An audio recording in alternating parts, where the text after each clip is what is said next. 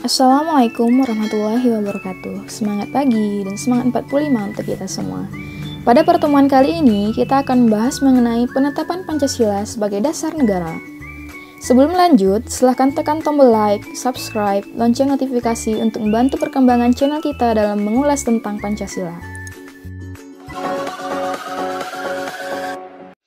Apakah kalian masih ingat pembahasan kita pada perumusan Pancasila sebagai dasar negara? Baik, kita akan sedikit mengulang untuk membantu daya ingat kita agar semakin kuat pemahaman terkait perumusan Pancasila dan penetapannya sebagai dasar negara. Pancasila dirumuskan pada sidang pertama BPUPKI pada tanggal 29 Mei hingga 1 Juni 1945, di mana beberapa anggota BPUPKI menyampaikan rumusan dasar negara.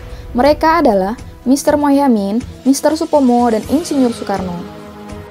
Pada akhir sidang pertama BPUPKI, disepakatilah nama Pancasila sebagai dasar negara Indonesia, namun belum menyepakati rumusan dasar negara.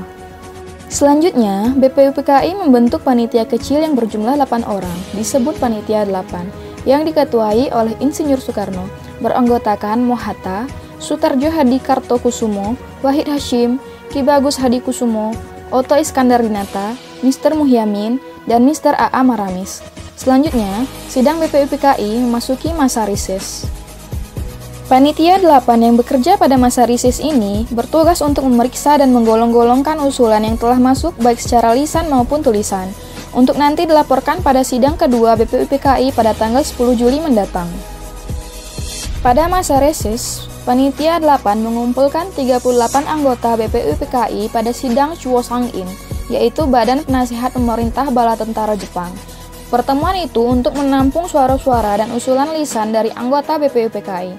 Pertemuan dilanjutkan dengan membentuk panitia kecil lagi yang lain yang terdiri dari 9 orang yang disebut dengan Panitia 9. Panitia 9 bertugas menuntaskan berbagai masukan tentang negara Indonesia merdeka untuk menyelidiki usul-usul mengenai perumusan dasar negara.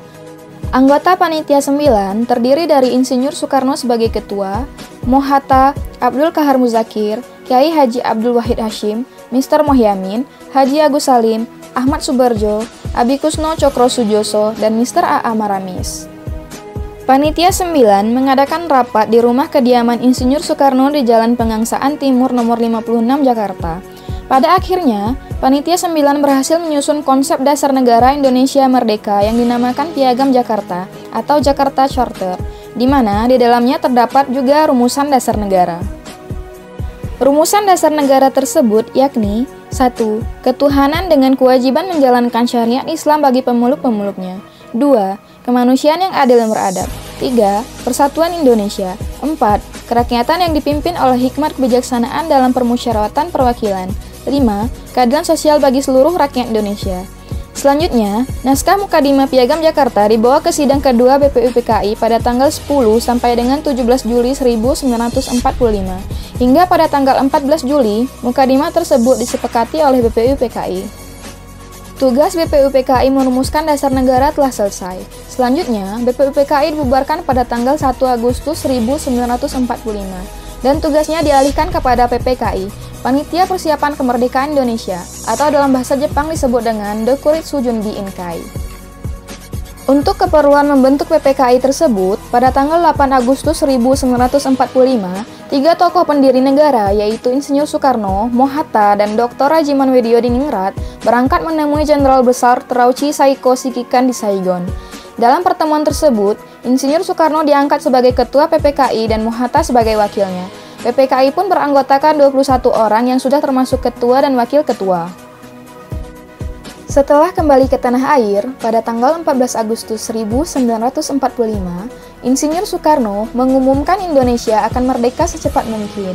Dan kemerdekaan itu bukan merupakan pemberian Jepang, melainkan hasil perjuangan bangsa Indonesia sendiri.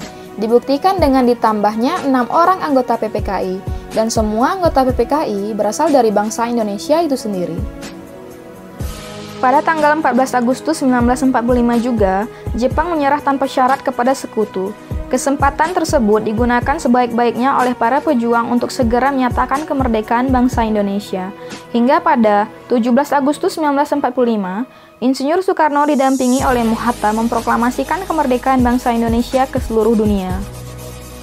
Keesokan harinya, dalam sidang PPKI tanggal 18 Agustus 1945, rumusan dasar negara yang tercantum dalam naskah Piagam Jakarta mengalami perubahan.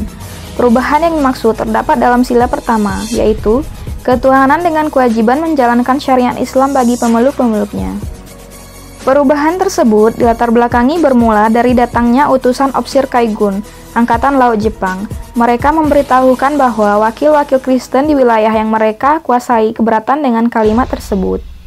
Terhadap keberatan tersebut, sebelum sidang PPKI dimulai, Muhatta mengajak Ki Bagus Hadikusumo, Kiai Haji Wahid Hashim, Mr. Kasman Singodimejo, dan Mr. Teku Muhammad Hasan mengadakan suatu rapat pendahuluan.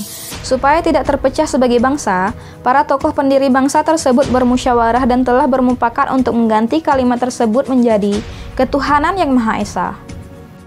Dengan demikian, rumusan dasar negara yang tercantum dalam pembukaan Undang-Undang Dasar 1945 yang ditetapkan PPKI pada tanggal 18 Agustus 1945 adalah sebagai berikut.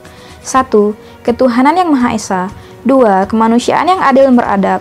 3. Persatuan Indonesia. 4. Kerakyatan yang dipimpin oleh hikmat kebijaksanaan dalam permusyawaratan perwakilan. 5. Keadilan sosial bagi seluruh rakyat Indonesia. Baik, itulah tadi pembahasan kita mengenai penetapan Pancasila sebagai dasar negara. Semoga apa yang kita dapatkan hari ini bermanfaat ya. Wassalamualaikum.